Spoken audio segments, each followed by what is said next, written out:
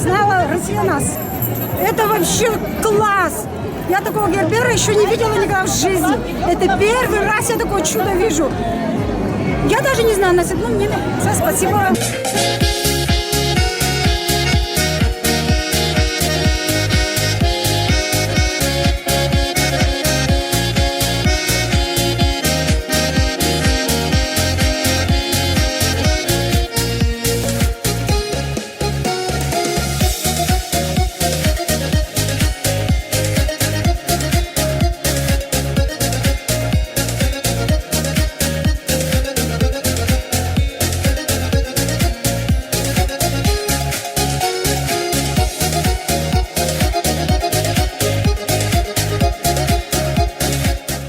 И зимой часто я вспоминаю вкус своей дворовой ирги.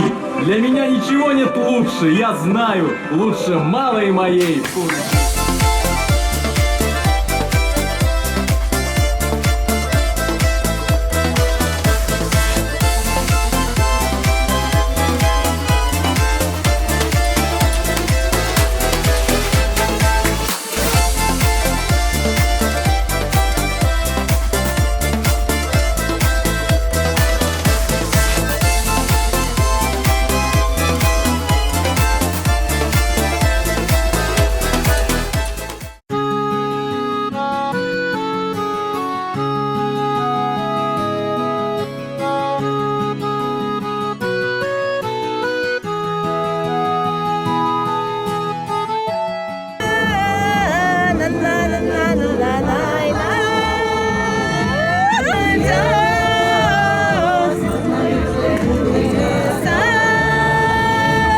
Погода суперская, народ он такой веселый, дружный, такой прям активный.